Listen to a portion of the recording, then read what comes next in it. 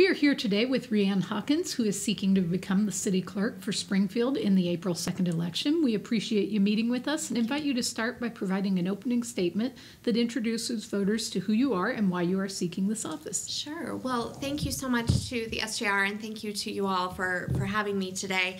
Like you said, my name is Rianne Hawkins. I'm a candidate running for city clerk for the city of Springfield. And the short answer is I'm running for this office to move Springfield forward. I fundamentally believe that government makes its best decisions when there are more people engaged in the process. And in order to have more people engaged in the process, they need to have access to all of the information. You know, one of the questions that I frequently get on the campaign trail is, what does the city clerk do? And you know, first off, I tell them that this is the most important office at City Hall, and I sometimes say that only a little bit tongue-in-cheek because it is the information hub for the city of Springfield, and I think it is the duty of the city clerk's office to ensure openness and transparency in city government business, and to engage with the public to make sure that they know what their government is doing and what is being considered at City Hall. And it is my goal as the city clerk to do that for the next 4 years. Okay. This is your second go at trying to become city clerk, so you ran in 2015 as well, and received 49% of the vote, if I understand. It was a close race. Yes. So what made you toss your head into the ring again? Well, to be honest with you, like you said, I served as the deputy city clerk from 2011 to 2015, which prompted my run in 2015. And during my tenure in the clerk's office, we were committed to not only openness and transparency, but also making advancements in the office and continuing to open more doors at City Hall for the public. And to be honest with you, I've been dismayed to see what has happened in the last 4 years, and that has really prompted me to run for the office again, because I know that we can do better. I know that the clerk's office is capable of doing better, and that we're capable of being more transparent, more open, provide more information, be out in the community more. It's an office that has a lot of potential, I think, that is being underutilized right now, and I'm sorry to say that the incumbent has actually dialed things back or rolled things back from where it was when I was in the clerk's office. And I just find that very disheartening, and a real kind of a tragedy for the citizens of Springfield to see that the level that was set of transparency and openness with Norma Graves and Cecilia Tumulty has completely gone by the wayside, and that's why I decided to run for the office again. Could you give us some specific examples Absolutely. of where you feel things have been dialed back, and also where missed opportunities? Absolutely. So many. Then the first one that comes to mind is the Committee of the Whole agenda, which is a printed agenda, you know, in addition to being available on the city's website. But we used to put the plain English explanation of what each ordinance did underneath the ordinance title, and so you wouldn't just have the ordinance title, which is frequently, you know, complicated and kind of in legalese and hard to understand. We'd have a plain spoken English description of what the ordinance did, and it would help people understand what the city council was voting on. Similar to that, the website. I know that Clerk Lesko launched the new website during his tenure, but that is a project that I started when I was the deputy city clerk, and there's a lot more potential there for better utilizing that as a resource to get information out to the public. That it's confusing, it's hard to follow, there's incomplete information posted on it. So for example, the budget hearings that just happened roughly a month ago or so, the information about the city budget wasn't posted on the clerk's website in a timely manner. You can't find budget information from some of the previous fiscal years on the clerk's budget, which, you know, hampers citizens for knowing like a historical comparison on what's going on with their city finances. And I think that's a real tragedy. Those are only just a few of the things. I could go on and on though. That was one of our kind of my next questions. Yeah. That was what has he done during his first term that you might have done differently? Well, for sure, the website can definitely be improved upon, for sure. I think, having more information, easier to access information available, because the website is a powerful tool. Not everybody can attend city council's meetings at 5:30 on a Tuesday. They need to have the ability to be able to participate in their government anytime that they can, and the website can be a tool to help with that. And so I think that, number one, it's underutilized and needs to be better constructed to give the public more information. Is that something the clerk's office could do, or would they have to work with, say, the IT department to? We'd have to work with the IT department, okay. But we would make it a priority under when I was city clerk, or when I become city clerk, and make sure that not only is there easy to access information and more complete information, but it's easier for the public to understand. And then we can grow from there. There's a number of different things that we could do. So, maybe there's a way to submit comments online for an ordinance so that people don't have to come physically to City Hall to make a comment on an ordinance. Maybe they can do it straight from their computer, and we can include those in the record so that the aldermen can see them. Also, there is an email list of when agendas and things go out for the city council to consider. There's no reason why there can't be a public side to that email list too. There's an internal City Hall email list, so everybody at City Hall is kept up to date on what the council is doing, but there should also be one for the public too, so interested people that are want to be involved in their city government can get that weekly reminder of here's what's happening at City Hall, here's what's being considered, and we can even branch that out to other meetings that happen at City Hall. So for example, the Specifications Committee, which is a committee that not many people know about, but it determines the contracts, right? It's the first step in determining the contracts at City Hall.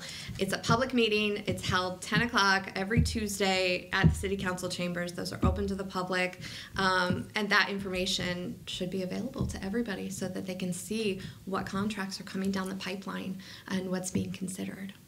Yeah. That's one example. There's administrative court and on and on and on.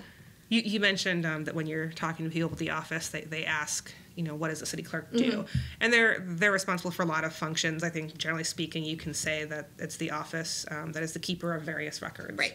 Information. What do you think the average Springfield resident doesn't understand about your office that you wish they did, or about the clerk's office? I think there's a lot of potential in the clerk's office. I think there is, it's not, it's an office that's a record-keeping office, but it's also the place where Freedom of Information Act requests start for the entire city.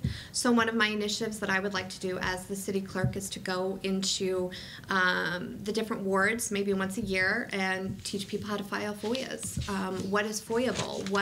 What can you get without a FOIA? What kind of information is available at City Hall that you can get through the clerk's office, and really be that connection between the community and City Hall, and provide more information to the constituents so that it makes city government more accessible to them, which is, the core tenet of the office.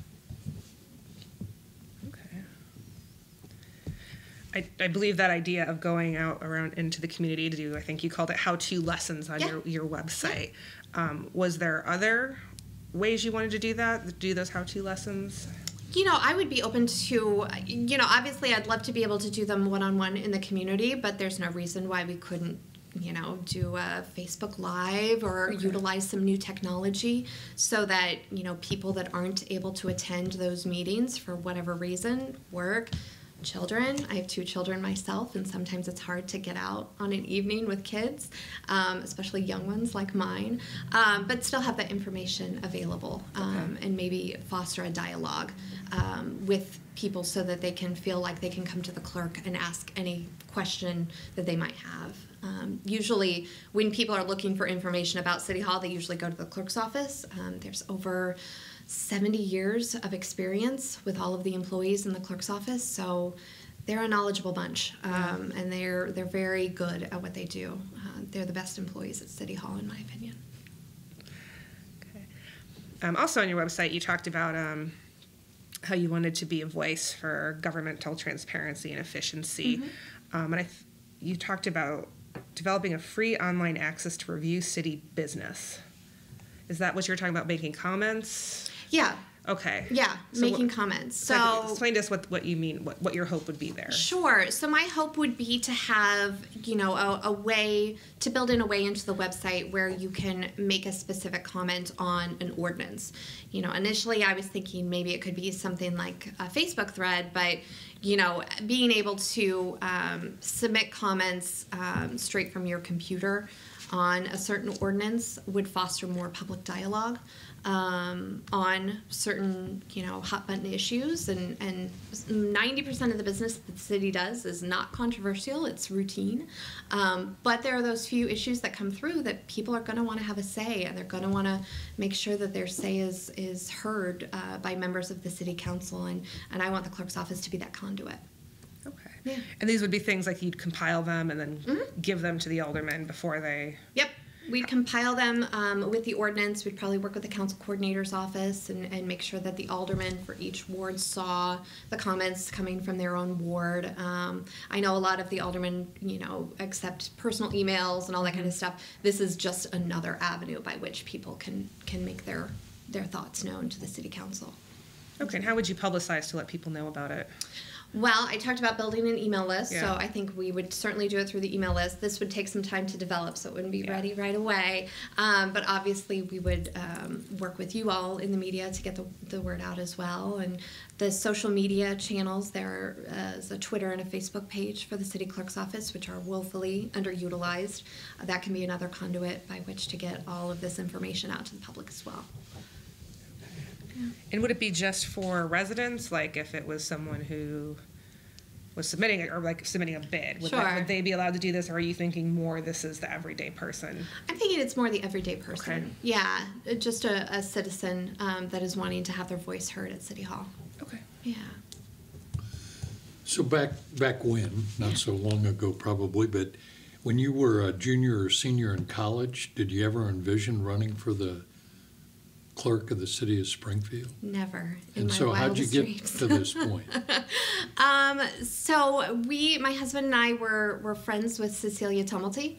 And in 2011, I was actually in between jobs. And my husband approached me and said, "Hey, Cecilia's looking for a deputy. You should apply." And I did. And in my conversations with her, she was not only just looking for a deputy, but also looking for someone that can take over the office in 4 years because she was term limited. And so it just kind of grew out of that. I fell in love with the office, the processes of the office, the potential of the office is so great that I felt compelled to run 4 years ago because there was just so much to do, and I was so excited about the work to be done, and I wanted a chance to be able to kind of bring my ideas to life and to make City Hall more accessible, and that obviously didn't work out, but my passion for the office never diminished. When I was the deputy city clerk, I became a certified municipal clerk and a registered municipal clerk, which requires coursework.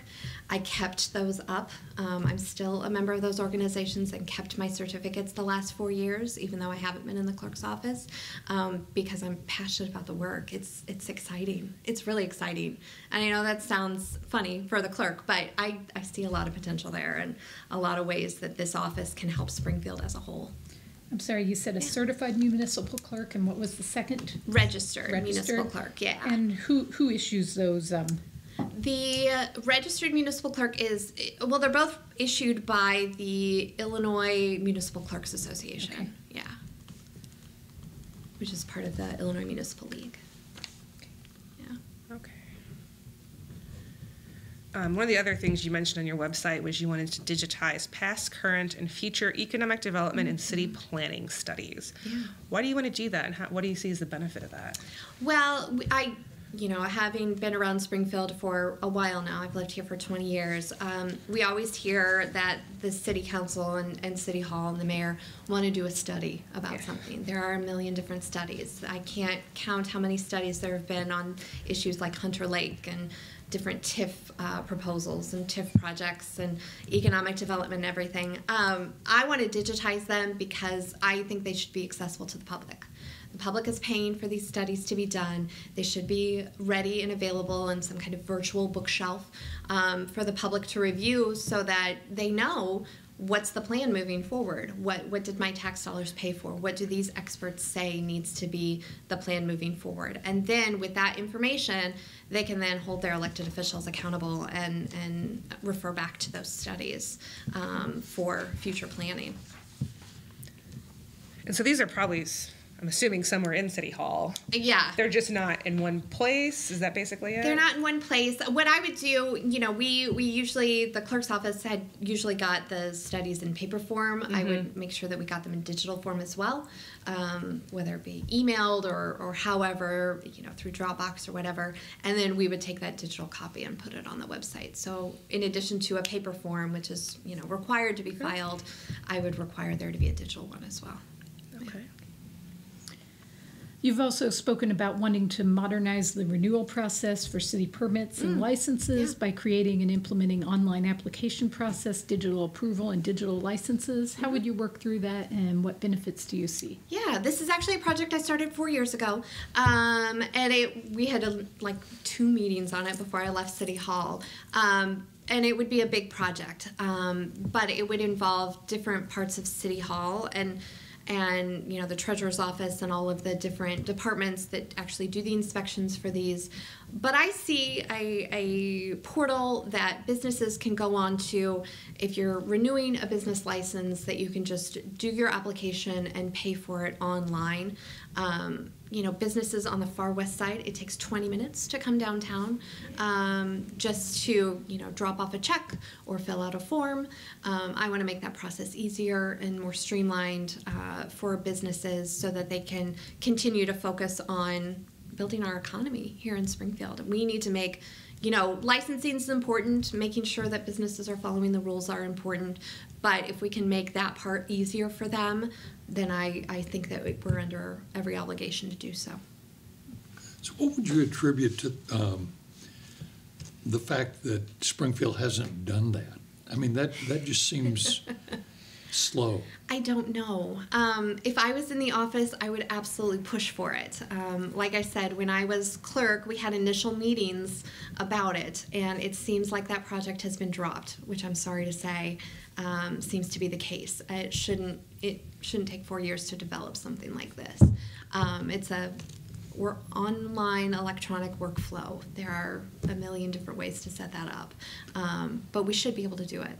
There's really no excuse. So with that, would the clerk's office be the spot, do you think, to really drive that initiative? That's what I would envision, because the clerk's office is the ones who issue the permits and the licenses every year. The clerk's office handles the renewals, so sending out, and it's paper as far as I know, it's paper renewals that get sent out to everyone, asking for them to renew their license for the coming year. And then they work with the treasurer's office and business licensing to actually issue the license itself. Now, depending on the license, there's other city departments that are involved, but the process is not that complicated for probably about 90% of the businesses in Springfield that are just, they've already gone through the process to get the permit. They're just going through the renewal process to get it renewed so that they're good to go for the next year. The clerk's office should be driving this initiative, and I'm disappointed that it hasn't in the last 4 years. Was there anything in particular that prompted you to want to start this 4 years ago? It's seeing the business owners. So obviously I sat in the office for 4 years, and I would see them, every fall. The records manager who's in charge of sending out these business licensing renewals would literally fold and stuff all the renewals and mail them out, as he should. And then we'd slowly see the business owners come through and drop off their checks and drop off their forms and get their business licensing renewed. And it just, I was astounded that we couldn't find a better way to do this. We couldn't find, in this digital age, we couldn't find a way to harness technology in order to process these payments and move this process online. So I did some initial looking at other cities, and you know, obviously no city is like Springfield, but there's certainly models out there that we could look at to kind of guide us a little bit. This isn't a brand new concept, I don't think. Okay. Also on your website, you say the city's record-keeping system and infrastructure needs a 21st century overhaul. Yeah. I guess walk us through what you want to do. Sure. So this gets back to the website. If you go onto the city clerk's website and try to do a search for an ordinance, it is almost impossible to pull it up. And, you know, forget about, you know, when it was voted on, how it was voted, what alderman voted for, what alderman voted against, taking a look at the actual text of the ordinance and maybe any supporting documents that go along with that. It is confusing to try to do just a straight up search in the clerk's office.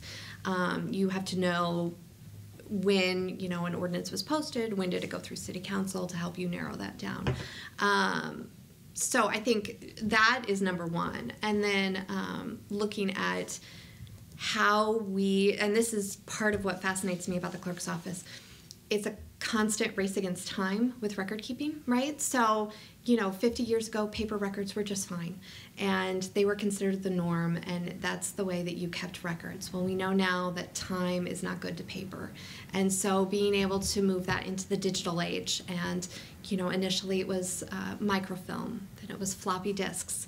You can't find a machine now that reads floppy disks. Mm-hmm. And so always trying to be ahead of the curve and anticipating what's behind the bend so that not only are you preserving the records currently, but you're preserving them for generations to come, and that they're able to access them and you know, read them on the machines of tomorrow that haven't even been built yet. I think that is a fascinating part of the office and something that absolutely needs to be a priority for the clerk. So have some of the early records from the city been digitized? So the city clerk's office actually starts with handwritten gigantic books that are probably about this big. When I was in the clerk's office, I actually found a couple of ordinances that had to do with the Lincoln funeral. There was some action taken at City Hall around the Lincoln funeral, closing down streets, you know, allowing peddlers to come and sell things around the funeral procession and stuff like that. And so I went on a hunt on how you can digitize these, and I actually worked with the Lincoln Museum because they are the only ones in town that have a scanner that's big enough to handle those big books. And so, you know, you're talking about pages and pages of handwritten ordinances, and it's beautiful handwriting, but, you know, digitizing them is going to be a project because it's volumes and volumes of books. When they were stored, when I was the deputy city clerk, they weren't stored properly, and so we ended up reconfiguring one of the vaults so that we could put them in acid-free boxes with tissue paper around them so that they would be preserved for years to come, because they're precious. They're the history of our city. And believe it or not, the clerk's office sometimes goes into those books to find ordinances from way back when. I wouldn't imagine often. There are occasions, yeah. Okay. Good. Well, we appreciate you meeting with us today, and we invite you to give a closing statement as to why voters should choose you on Election Day. Well, I hope that voters will choose me on Election Day. I am enthusiastic about this office. I love everything about this office, and I'm very enthusiastic about its potential. I see an office that can do a lot more than it's doing right now.